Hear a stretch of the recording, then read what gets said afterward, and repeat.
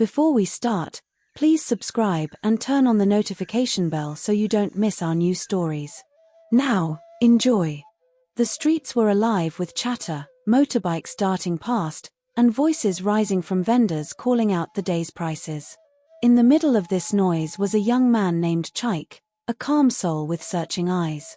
He had always wondered about love, not the sweet words people say, but the kind that shows up when life gets real. Chaik was not rich, but he had managed to build something for himself, and the one thing he guarded closely was his ATM card.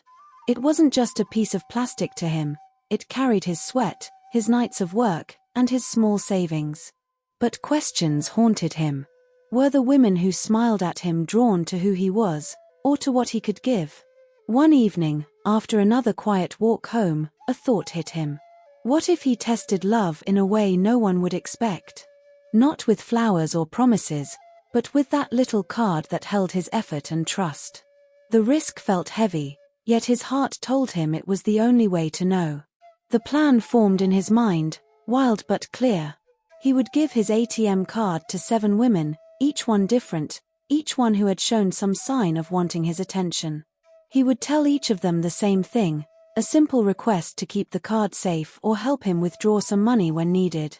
He would watch what they did, not by following closely, but by paying attention to the choices they made when no one was looking. The first woman was Ada, a lively girl with a laugh that always drew heads in her direction. She lived close to his street, and they often spoke at the roadside where she sold drinks. Chaik liked her warmth, but he could not tell if her kindness was genuine. That evening, he approached her with a small smile and slipped the card into her hand.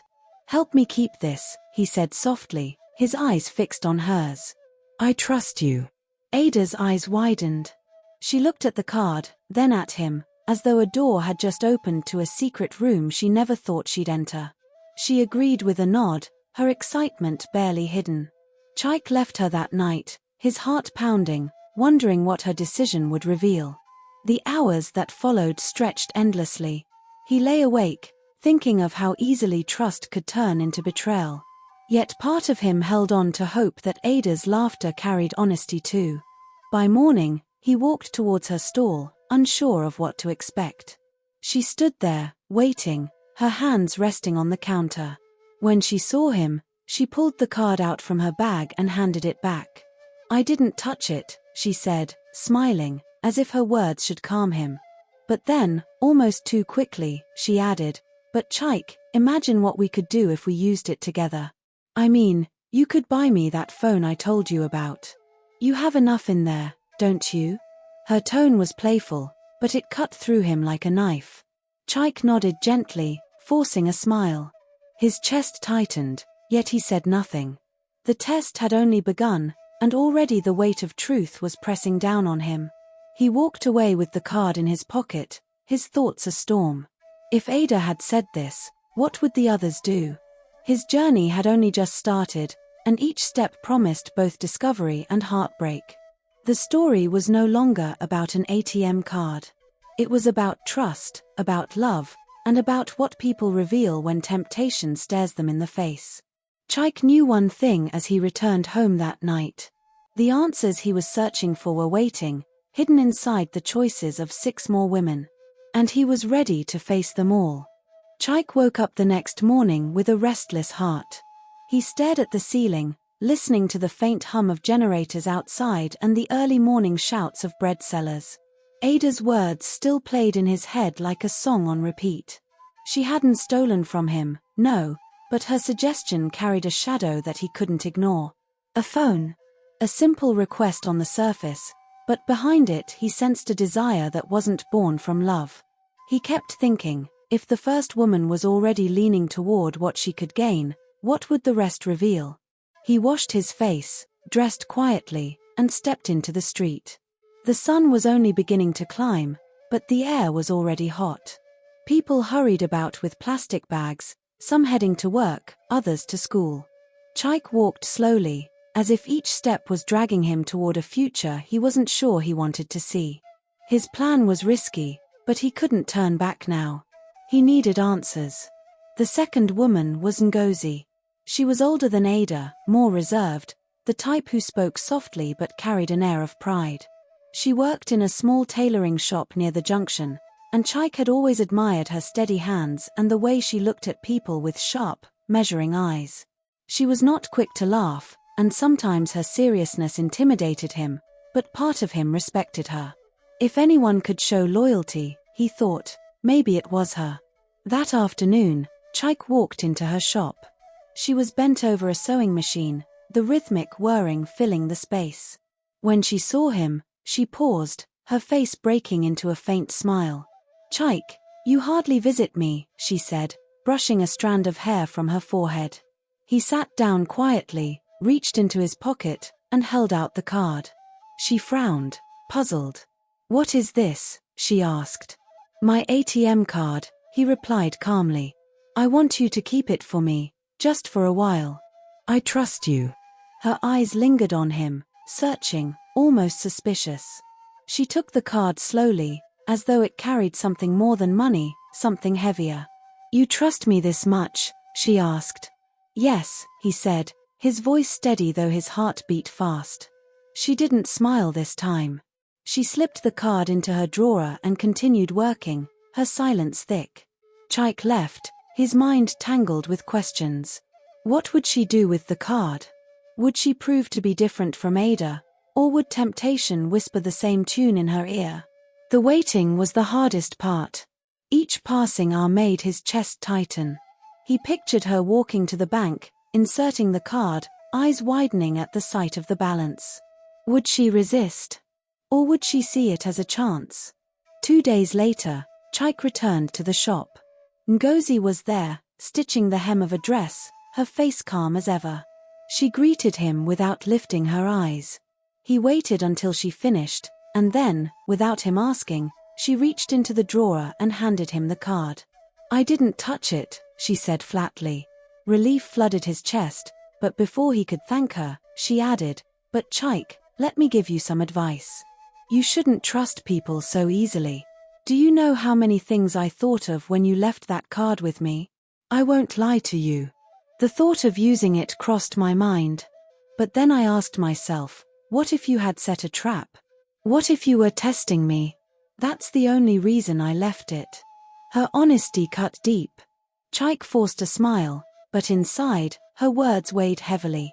She hadn't used the card, but her confession revealed a battle she almost lost. Was this loyalty? Or was it just fear of being caught? He couldn't tell. That night, lying in his room with the fan humming weakly, Chaik turned everything over in his mind. 2 women down, 5 more to go, and already his heart was caught between disappointment and confusion. He wondered if true love even existed, or if everyone only held back because of fear, not because of purity. Still, he refused to stop. He needed to know if at least one woman out there would rise above temptation without hesitation, without conditions. The third woman was Ephema, a church girl, soft-spoken, with a voice that carried gentleness like water flowing over stones. People admired her for her devotion, the way she sang during services, eyes closed, as if she was lost in another world. Chaik had always thought she was different, untouched by the greed he saw in others. If his heart had a favorite in this test, it was her. One bright Sunday after service, he walked her home. They talked about small things at first, the choir, the children running around the compound until they reached her gate. That was when Chaik pulled out the card. "Ephema," he said quietly, "I want you to help me hold this." Her brows lifted in surprise. "Why me?" "Because I trust you." Her cheeks colored faintly. She hesitated, then reached out and took it, almost reluctantly. "Chaik, this is a lot of trust." "Are you sure?" "Yes," he whispered. She smiled faintly, tucking the card into her Bible. "Then I will keep it safe for you." His chest warmed with hope, but he reminded himself not to judge too soon. Time would tell. That evening, as the air grew cooler and the sky turned deep blue, Chaik sat outside his room, thinking of her. For the first time in days, his heart felt lighter. He pictured Ephema sitting in her room, holding the card, whispering a prayer over it. Maybe, just maybe, he had found someone who would not disappoint him. But even hope carries a shadow, and Chaik knew he had to wait, to see what choice she would make when no one was watching. The test was not over. It was only just beginning. Chaik woke early the next morning, but his sleep had been restless. His mind felt heavy with the memories of the first 3 women: Ada's playful temptation, Ngozi's cautious honesty, Efima's gentle faith, and Amora's bold curiosity. The weight of their choices pressed on him as though the ATM card had become more than just plastic. It was now a mirror of human hearts, and each reflection unsettled him in different ways. The street outside was waking up in its usual chaos. The cries of traders hawking their goods mixed with the hum of traffic, motorbikes weaving through narrow lanes, and the distant laughter of children playing football near the corner. Chaik stepped outside, breathing in the morning air that carried both the smell of grilled plantain and exhaust fumes. He tucked the card securely into his pocket. Today would be a different kind of test, and the next woman he had in mind was someone who could surprise him or prove him right. The 5th woman was Chinya. She was a schoolteacher, quiet but firm, the kind of person who spoke less but carried weight in every word. Her voice, when she did speak, had a softness that invited listening. Chinya believed deeply in discipline and honesty, and Chaik admired her integrity. There was something about her calm confidence that made him wonder if she would pass his test without hesitation. He found her sitting under a tree near the corner of the street, reading a worn notebook as her students played nearby. Her brow was furrowed, absorbed in whatever thoughts she carried, and her calm presence pulled at him. Chaik approached slowly, unsure if she would agree to his request. "Chinya," he began, "can I talk to you for a moment?" She looked up, her eyes steady. "Of course." He sat beside her, the heat of the day already beginning to press down. Reaching into his pocket, he pulled out the ATM card and placed it in her palm. "I want you to keep this for me," he said softly. "Just for a while." She studied the card as though it carried a weight beyond its size. "Why me?" she asked quietly, without looking up. "Because I trust you," he answered, his voice firm. She was silent for a long time. The children's laughter around them seemed to fade as she turned the card over in her hand. Finally, she nodded. "I will keep it safe. But Chaik, trust is fragile. I hope you know that." Chaik stood to leave, but her voice stopped him. "What happens if I need something? What happens if something comes up?" He smiled faintly, though inside he felt the stirrings of uncertainty. "That's the point of this test. To see what happens." Chinya tucked the card into her bag carefully, her expression unreadable. Chaik walked away, the conversation echoing in his mind. For hours, he thought about her. Would she truly keep the card untouched, or was she now carrying a secret temptation of her own? Days passed before he returned. Chinya was still there under the tree when he approached, the notebook still in her lap, though now closed. She looked up, calm as ever, and reached into her bag. The card was in her hand. "I didn't use it," she said quietly, handing it back. Chaik nodded, relieved but still hesitant. "Why?" She paused, then said simply, "Because I believe trust is something you do not break. Even when no one is watching. Even when there is temptation." Her words struck him deeply. There was a firmness in her voice that carried conviction. Yet somewhere in his heart, he wondered if it was her belief in discipline or her fear of the consequences that guided her choice. As he walked away, Chaik felt a strange mix of emotions: gratitude, admiration, and doubt. 4 women had now held his card, and each had shown a different side of human nature. Ada had shown desire. Ngozi had shown hesitation. Efima had shown faith. Amora had shown curiosity. Chinya had shown conviction. But what about the last 2 women? The thought of meeting them filled Chaik with both anticipation and unease. He knew that the next woman would change the direction of his test. Her choice could shift everything. The 6th woman was Nkechi, a vibrant hairdresser known for her laughter and kindness. She had a way of making strangers feel at ease, her hands always busy weaving magic with hair. Chaik had watched her work before, admiring her skill, but also wondering whether her warmth was genuine or just part of her charm. He found her in her little salon, scissors in hand, laughter bubbling as she chatted with a client. When she noticed him, her smile widened. "Chaik, come in," she called. He stepped in, brushing aside the laughter and the scent of hair products. He held out his hand, the card resting in his palm. "I need you to keep this for me," he said softly. She looked at the card, then at him, her smile fading into curiosity. "Why me?" "Because I trust you," he replied. Nkechi took the card slowly, her fingers brushing his. "Chaik, I don't know if I can keep it safe without thinking of what I could do with it," she said with a laugh. "But I will try. For you." Her words carried a softness that both warmed and unsettled him. She tucked the card into her apron pocket, and Chaik left without looking back. That night, the sound of laughter still haunted him, not Nkechi's laughter, but the thought of how easily temptation could slip in when one was sure of their integrity. He wondered if trust was something people held naturally, or if it was something tested and earned every day. Days later, Chaik returned to her salon. She was there, smiling as usual, but her eyes were fixed on him. She handed him the card without hesitation. "I didn't touch it," she said softly, "but Chaik, trust is fragile. You must know that now." Chaik nodded, feeling the weight of her words settle in his heart. 5 women had now been tested, and each had shown him a piece of truth about people. He felt both closer to an answer and further from peace. As he walked home, the night air cool against his skin, Chaik knew there was one woman left, the final test.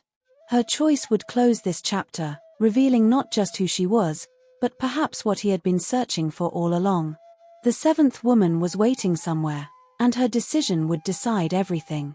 Chaik woke with a strange heaviness in his chest. The tests had gone further than he imagined, shaping into something deeper than a mere trial of trust. It was no longer about the ATM card. It was about human hearts, their choices, their honesty, and the fragile cracks that temptation could expose. He thought of each woman who had held it before: Ada, Ngozi, Ifema, Amora, Chinya, Nkechi. Each encounter had left him unsettled in its own way. And now, the last one remained. He did not rush. That morning, the air felt different, thicker somehow, as if the world itself was holding its breath. The street outside his home was alive with movement. Women carried baskets of goods, calling prices in a rising chorus. Children darted between stalls. Motorbikes roared past, their drivers honking in impatient rhythms. The smells of fried plantain, roasted corn, and fresh bread curled through the air. Chaik stepped into it all slowly. Carrying more than a card in his pocket, he carried the weight of his own questions. The 7th woman was Mariam. She was unlike any of the others. Her smile was quiet but full of mystery. She sold fabrics in a small stall tucked in the corner of the market, where few noticed her except the regular customers who loved her for her warmth and her uncanny ability to pick just the right fabric for anyone. Mariam moved with a grace that seemed to soften even the harshness of the marketplace. Chaik knew her well enough to know she had her own story, one she rarely spoke about.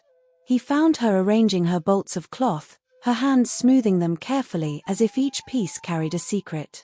When she noticed him, her eyes lit up briefly, though a shadow of thought lingered in them. "Chaik," she said softly, "what brings you here this morning?" He smiled faintly, holding out his hand. "I want you to keep this for me," he said, laying the ATM card in her palm. Mariam's fingers closed around it slowly. Her expression did not change, but her eyes seemed to look through him. "Why me?" she asked quietly. "Because I trust you," he replied. His voice was firm, but inside, his heart was heavy with doubt. She held the card for a long time, turning it over gently. Around them, the world kept moving, the shouting of traders, the laughter of children, the rustle of fabric. Mariam did not look up. "I could use this," she said finally. Her voice was soft but certain. "And no one would know. But Chaik, the question is whether I want to." Her words struck him harder than any of the others. There was no hesitation in her voice, no playful testing, no cautious hesitation. There was something deliberate in her choice of words, as though she already knew her answer. "I don't need the answer yet," Chaik said quietly. "Just keep it safe." She nodded once, almost imperceptibly, and placed the card inside a small pouch she wore around her neck. Her fingers lingered there for a moment before she returned to arranging her fabrics, as though nothing had happened. Chaik walked away, the market noises swallowing his thoughts. But her words haunted him. "The question is whether I want to." It was not a refusal. It was not an acceptance. It was something far more dangerous, a question left unanswered. The days that followed were restless for Chaik. He found himself returning to her stall without knowing why. Sometimes he would pass by just to see her hands smooth the fabric, or to hear the low hum of her voice as she spoke to a customer. Other times, he would stand across the street and watch quietly, wondering if she had touched the card, if she had made a choice he would never know about until she gave it back. One evening, he could no longer resist. He found himself at her stall just before closing. The light was fading, painting everything in a soft orange glow. Mariam was there, folding cloth with meticulous care. She looked up at him, her expression unreadable. "I want to give this back," she said quietly, holding out the pouch. Chaik took it, feeling the weight of more than just plastic. It felt like a decision, a moment of truth that carried with it all the uncertainty of human hearts. "Did you use it?" he asked softly. She smiled faintly, a shadow of sadness in her eyes. "That is not the question, Chaik. The question is what it means to trust someone, and what it means to be trusted. I kept it safe, but I also held a choice in my hands. That is enough for me." Her words echoed in his mind long after he left her stall. The seventh test had not been a simple answer of yes or no. It had been something far deeper, a revelation about intention, temptation, and the quiet power of choice. That night, Chaik sat alone in his small room. The card lay before him on the table, but he could not touch it. He thought of all 7 women, what they had done, what they had chosen, and what they had revealed about themselves. Ada's playful challenge, Ngozi's hesitation, Ifema's faith, Amora's curiosity, Chinye's conviction, Nkechi's warmth, and Mariam's quiet questioning. Each story carried its own truth, and together they formed a mosaic of human hearts. Chaik realized the card had become more than just a test. It had become a journey into the soul of trust, into the delicate choices that define who we are. As he lay back that night, his mind filled with the faces of all 7 women, Chaik knew something had changed within him. He no longer saw trust as something given or withheld, it was something lived, tested every day in quiet moments that no one else could see. And as sleep finally claimed him, he knew that whatever answer he sought was not in the card, but in the choices that had been made with it. The story was no longer about testing others, it was about understanding himself, and the fragile, beautiful truth of what it means to trust. Chaik woke before dawn, his mind heavy with the weight of the 7 women and the journey he had taken with them. The city outside was quiet in those first hours, but the air felt alive, like it carried whispers of things unsaid. He lay in bed staring at the ceiling, not able to sleep, replaying every moment of the tests in his mind, the hesitation, the laughter, the conviction, the questions. For a while, he thought the story had ended. That perhaps the lesson was complete when Mariam had given back the card with her quiet truth. But deep down, Chaik knew it had not ended. Not for him. The truth about trust was still unfolding, and he could feel it pulling him toward something bigger than himself. That morning, the streets felt different. There was a weight in the air, a sense that something unseen was watching. Chaik walked slowly, past traders opening their stalls, past children chasing each other with worn-out shoes, past the smell of akara and coffee. His mind was elsewhere. He was replaying the faces of the 7 women over and over, the warmth in Nkechi's laugh, the firmness in Chinye's voice, the stillness in Ifema's eyes, and Mariam's question that would not leave him. He stopped near a small bridge where the river ran quietly beneath, carrying away scraps of cloth and discarded leaves. He had come there many times before, but today he lingered. He thought about what he had learned. Each woman had been different. Each woman had a reason, a story, and a choice. And he realized that he had been testing not them but himself. What did trust mean to him now?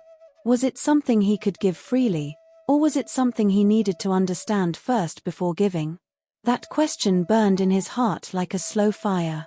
He remembered the first woman, Ada, who had taken the card without hesitation but had smiled in a way that made him wonder if she truly understood the meaning of trust. Then Ngozi, who had hesitated and explained her fear, showing that honesty sometimes begins with doubt. Ifema had taken it with a prayer, her faith turning a simple act into a deeper vow. Amora had taken it with a mischievous smile, testing herself as much as him. Chinyere had kept it with firm conviction, showing that discipline could be a form of trust. Nkechi had taken it lightly but returned it with warmth, teaching him that trust could carry joy. And Mariam had returned it quietly, but left him with the most powerful lesson, that trust was not just about what is done but about what is considered, weighed, and questioned. Chaik walked along the river, the card now heavy in his pocket as if it had absorbed the weight of all these moments. His thoughts drifted to what trust meant for himself. Could he trust without testing? Could he give freely without asking for proof? He shook his head, unsure. As the day wore on, Chaik wandered through the market again, but this time with no purpose except to think.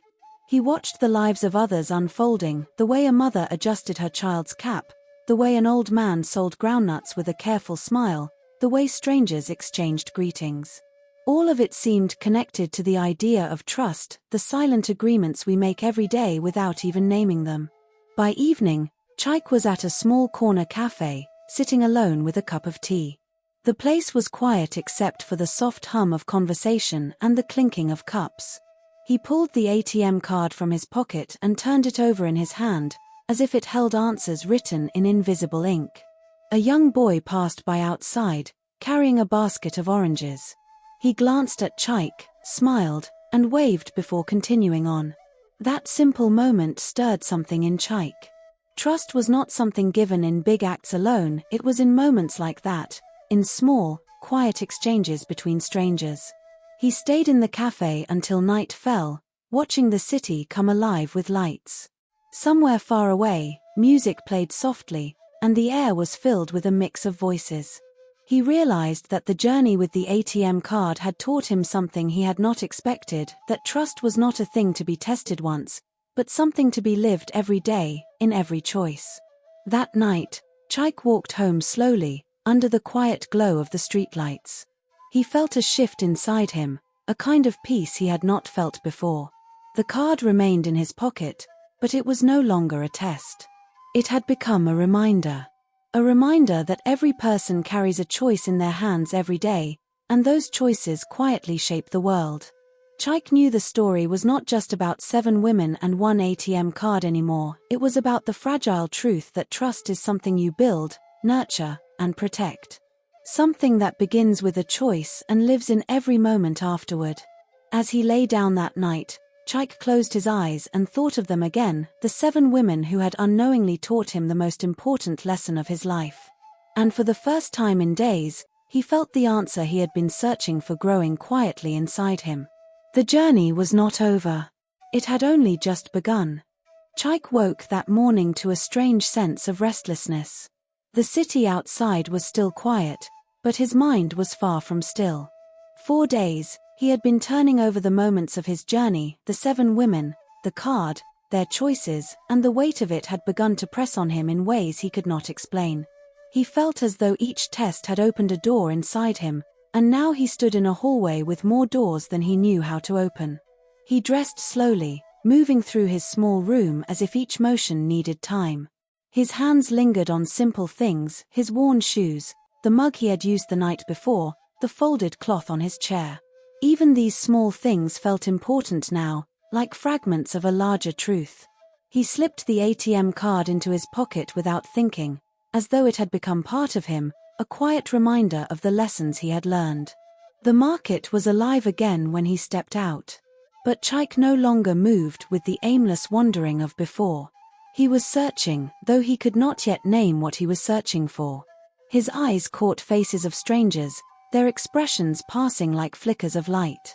A woman sold peppers, her hands quick and sure. A man sat on a crate, sharpening knives, his face lined with years. Children ran past, laughing without care. Everything felt connected, woven together in a story he could almost touch. Chaik found himself at the edge of the river again. It was the same river where he had stood before, but today it seemed different. The water moved slower, carrying a quiet patience. He stood there for a long time, looking at the reflections of trees and buildings shimmering on the surface. His mind drifted to Mariam's words, her quiet question that had stayed with him. The question is whether I want to. He had thought about it endlessly. It was not just about the card anymore. It was about trust itself, what it asked of us and what we give in return. It was about whether we truly understood the weight of holding something entrusted to us. Chaik realized the answer could not come from one moment alone. It was something that would unfold slowly, over days and years. The day moved on, and Chaik wandered deeper into the city. He passed by narrow lanes filled with the scent of spices and smoke. Traders called out prices in friendly challenges, and customers bargained with laughs and smiles. Chaik noticed the way trust lived here, in the simple nod of agreement between buyer and seller, in the quiet handshake after a deal, in the way people returned change without counting it again. He stopped at a small food stall where a woman was selling grilled fish. She greeted him with a warm smile, offering him a plate without hesitation. Chaik watched her for a moment. Her trust in her customers was unspoken but real, and it struck him as a living example of what he had been searching for. As he ate, he thought about each woman in his story. Ada had shown him boldness. Ngozi had taught him hesitation could be strength. Ifema had shown the power of faith. Amora had reminded him of curiosity. Chinyere had revealed conviction. Nkechi had carried warmth, and Mariam had given him a question that echoed beyond the moment. He realized that each of them had given him more than just an answer to his test, they had given him pieces of a deeper understanding of what trust really was. Later, Chaik found himself in a quiet part of the city where old buildings leaned close to one another, as if sharing secrets. He passed a small workshop where a man repaired shoes with slow precision. The man looked up, gave him a nod, and returned to his work. Chaik stayed to watch. There was a quiet honesty in the way the man worked, a trust in his own hands and skills that spoke to something beyond words. As evening fell, Chaik wandered back to Mariam's stall. He did not know why he came. Perhaps it was to close a chapter, or perhaps it was because her question still lived in him. The market was quieter now. Lights flickered on, and voices softened. Mariam was still there, folding fabric with the same care he had seen before. She looked up at him without surprise, as if she had expected him. Chaik stood there for a moment, unsure what to say. Then he reached into his pocket and took out the card. "I have been thinking," he said quietly, "about trust, about choice, about what you said." Mariam nodded slowly. "And what did you find?" "I found that trust is not something to test only once," he said. "It is something we live every day. It is not about giving or withholding, it is about choosing, again and again." She smiled softly. "That is the truth. And it is not easy." Chaik placed the card in her hand. "I don't want to keep testing. I want to understand. I want to live it." Mariam looked at him, her eyes steady. She did not speak. She simply nodded and placed the card carefully in her pouch again. Chaik walked away that night with a quiet peace he had not known before. He no longer saw the card as a test or a challenge. It had become a story of 7 women and 1 man, of choices and questions, of trust given and received. And as he walked under the faint glow of the streetlights, he felt the truth settle inside him. Trust was not a thing to be measured. It was something to be lived, in every word, every gesture, every moment. The journey with the card had changed him. But more importantly, it had shown him that trust was not just an answer, it was a path. Chaik knew the path ahead was long, filled with questions he might never fully answer. But for the first time, he felt ready to walk it. The next morning, Chaik woke before sunrise, as though his body had finally learned the rhythm of the city's quieter hours. He stepped outside into the soft grey light, feeling the air, feeling the pulse of something he could not yet name. The streets were empty, but the city felt alive, like it was waiting, holding its breath, ready to reveal what came next. He carried the ATM card in his pocket, not as a test, not as a question, but as a memory, a guide, a reminder of the lessons the 7 women had given him. He walked slowly, letting his thoughts drift back over the days he had spent with them. Ada's boldness, Ngozi's caution, Ifema's faith, Amora's curiosity, Chinye's discipline, Nkechi's warmth, Mariam's quiet question, they were not just names now, not just moments, they were pieces of a map, each one showing him a part of himself he had never understood. Chaik stopped near a small park, where children were beginning to gather for the day, chasing each other with shouts and laughter. He watched, mesmerized by the simplicity of trust in their play. There were no tests, no cards, no questions, just faith in one another and the joy of being together. He felt a pang in his heart, realizing that this was the essence of trust, not the grand gestures, not the measured decisions, but the quiet, small acts that built a life from moment to moment. He wandered further, past shops and stalls that had begun to open. A woman selling fried plantains smiled and called out to him, offering him a plate. He shook his head, not hungry for food, but hungry for understanding. He began to notice details he had never noticed before, the careful way a man arranged his baskets, the patience in the hands of a tailor stitching a garment, the way a mother adjusted her child's shirt with gentle precision. Every action, small as it seemed, carried trust in its own way, the trust that tomorrow would come, that someone would care, that life could be lived without constant doubt. Chaik paused at the riverbank again. The water moved slowly, carrying reflections of buildings, trees, and the sky. He thought about the women. He wondered where they were now, what they were doing, if they thought about him or the lessons shared. He realized that the journey had not been about them, it had been about him. Each woman had given him a mirror to see himself more clearly, to see what he valued, what he feared, and what he hoped to become. As the sun rose higher, Chaik noticed a small crowd gathered at the edge of the park. Curiosity led him closer. There, a man was telling a story, using gestures and voice to draw in the audience. Children leaned forward, parents smiled, and even strangers passing by stopped to listen. Chaik watched as the story unfolded, not caring about the words themselves but about the connection it created.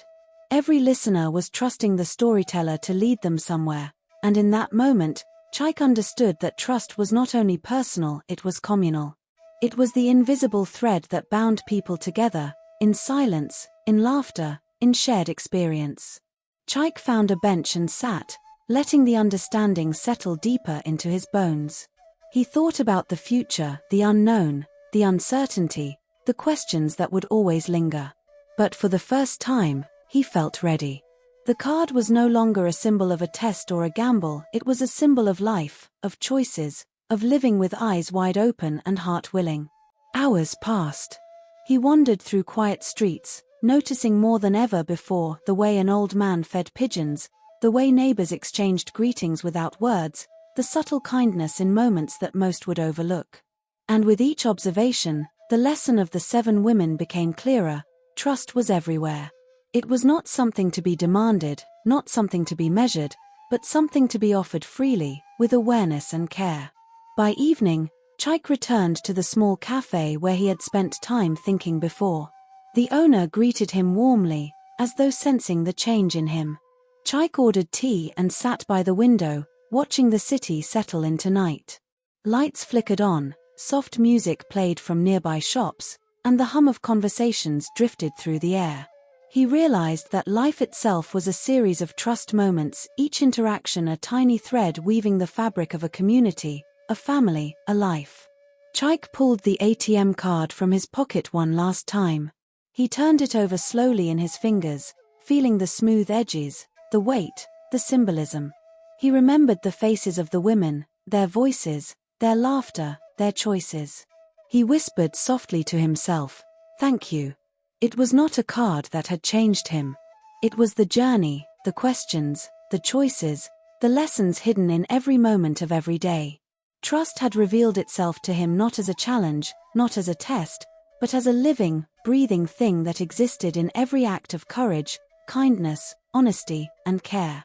As night fell, Chaik walked home slowly, the streets glowing with soft light. The city felt alive in a way it never had before, filled with invisible connections and unseen threads. He realized that his journey with the card, with the 7 women, had opened his eyes to a truth far greater than any test.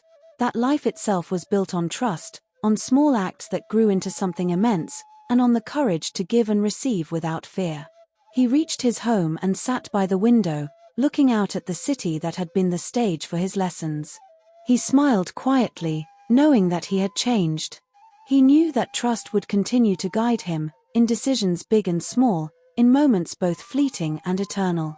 And for the first time, Chaik felt the depth of peace that comes when you understand not just the world around you, but the world inside yourself.